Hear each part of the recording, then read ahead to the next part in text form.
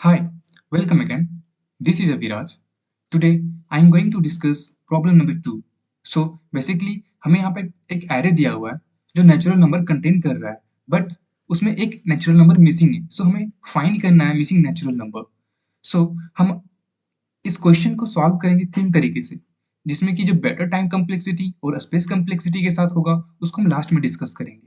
So please आप इसे last तक देखें, तभी पूरा समझ में आएगा. I hope so.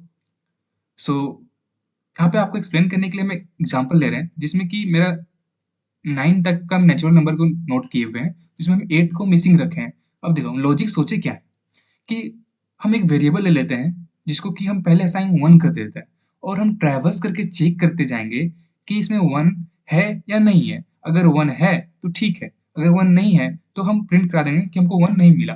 तो अगर 1 मिल गया तो क्या करेंगे, अगर 1 मिल गया तो हम t को इंक्रीमेंट करके 2 कर देंगे और फिर से ट्रैवर्स करके चेक कर लेंगे कि 2 है या नहीं है.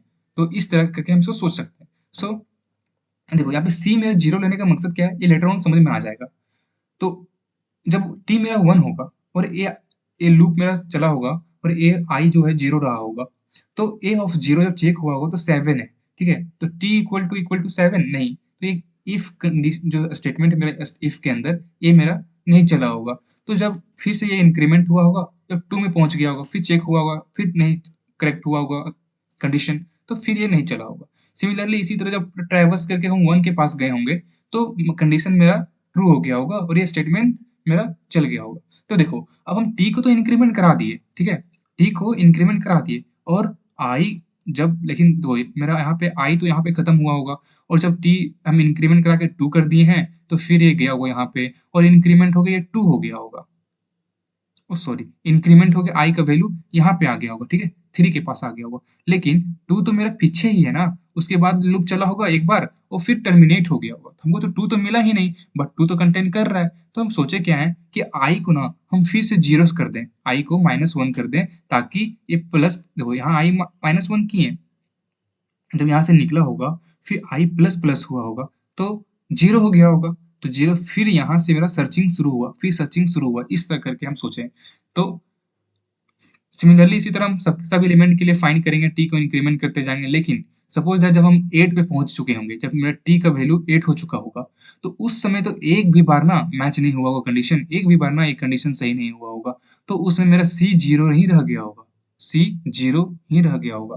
तो सी जब 0 रह गया होगा तो हम यहाँ से क्या कर सकते हैं कि प्रिंट एफ करा लेंगे कि अगर सी 0 है तो हमको एलिमेंट नहीं मिला. ठीक है, एक अप्रोच हो सकता है. अब अनदर अप्रोच क्या है उसको हम डिस्कस करते हैं.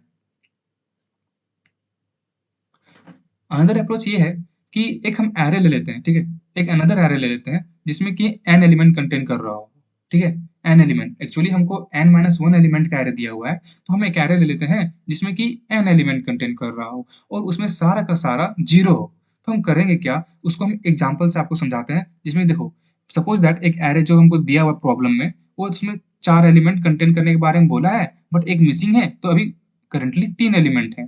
तो हम करेंगे क्या कि एक अनदर एरे लेंगे जिसमें कि 4 एलिमेंट कंटेन कर रहा हो लेकिन सब का सब 0 हो. ठीक है, सब का सब 0 हो. अब देखो करेंगे क्या कि हम लूप चलाएंगे, मेरा आई जितना एलिमेंट मेरा n-1 दिया हुआ है ना, तो n-1 तक ही चलाएंगे.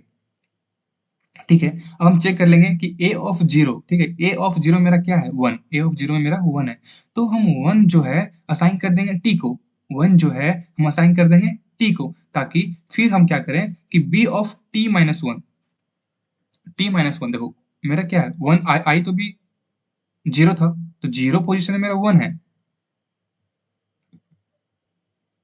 तो इसका सोचे क्या है कि हम अब हमको 1 तो मिल चुका है, तो हम जो 1 है ना उस पोजीशन में हम जाके क्या कर देते हैं कि 1 कर देते हैं. तो b of t-1, b of t-1 मतलब 1 -1 0, b ऑफ 0 पोजीशन में हम 1 कर देंगे, b ऑफ 0 पोजीशन में, b का जो 0 पोजीशन है उसमें हम 1 कर दे रहे हैं. ठीक है, फिर अब मेरा i इंक्रीमेंट हुआ होगा और i अब जो है 1 हो गया होगा. तो a ऑफ 1 मतलब a का जो पोजीशन 1 में एलिमेंट है 4, तो अब हम क्या करेंगे, हमको 4 मिल चुका है, जो 4 नेचुरल नंबर है उनको मिल चुका है, तब करेंगे क्या कि b ऑफ t-1 मतलब 4 -1 3, मतलब b का जो थर्ड पोजीशन है ना, b का जो थर्ड पोजीशन है ना उसमें 1 कर देंगे. तो b का थर्ड पोजीशन मतलब 0 1 2 3, तो यहाँ पे हम 1 कर दे रहे हैं. देखो हम यहाँ पे 1 कर दे रहे हैं. ठीक है, पहले 1 किए यहाँ पे, फिर 1 किए यहाँ पे। अब देखो, फिर जब इंक्रीमेंट हुआ होगा, i यहाँ पे इंक्रीमेंट हुआ होगा, अब यहाँ पे क्या हो गया 2, तो 2 बी ए का जो सेकंड पोजीशन मेरा 2 है ना, सेकंड पोजीशन मेरा 2 है, तो अब डी में मेरा 2 असाइन हो गया होगा। तो अब क्या करेंगे कि बी ऑफ 2 माइनस 1 मतलब बी का 1, बी का 1 कौन है 0 1 मीन्स इस पोजीशन में हम क्या कर दे रहे हैं 1 असाइन कर दे रहे हैं, इस पोजीशन में 1 असाइन कर दे रहे हैं। देखो सोचने वाली बात है कि एक्चुअली हमको यहाँ पे 3 तो मिला नहीं है, 3 तो मिला नहीं है, मतलब इस एरे का जो थर्ड पोजीशन है, इस एरे में उस पोजीशन का जो एलिमेंट है वहां हम 0 ही छोड़ देंगे, ठीक है। देखो उसमें हम 0 ही छोड़ दे रहे हैं।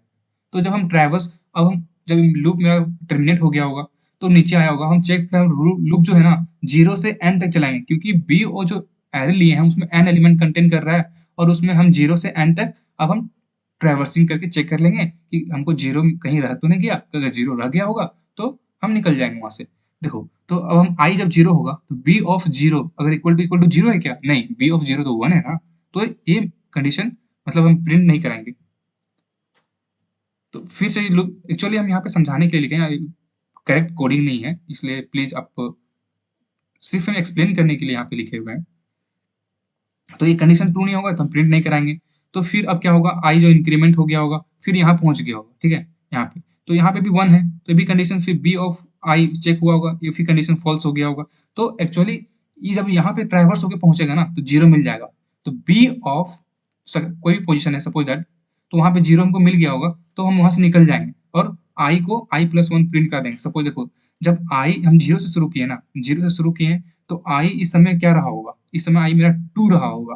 तो एक्चुअली मेरा थर्ड एलिमेंट जो है, थर्ड जो नेचुरल नंबर है वो मिसिंग होगा यहाँ से। तो हम प्रिंट कर देंगे कि हमको थर्ड नेचुरल नंबर नहीं, मिसिंग नेचुरल नंबर जो है मेरा वो थर्ड है। 1 प्लस i+1 मीन्स आई जो उसमें 2 रहा होगा और 1 थर्ड, मतलब थर्ड जो है नेचुरल नंबर है वो मेरा मिसिंग है। तो एक ये अप्रोच हो सकता था, लेकिन देखो इसमें क्या है कि इसको हम बेटर कॉम्प्लेक्सिटी मतलब बेटर अप्रोच नहीं बोल सकते। क्यों?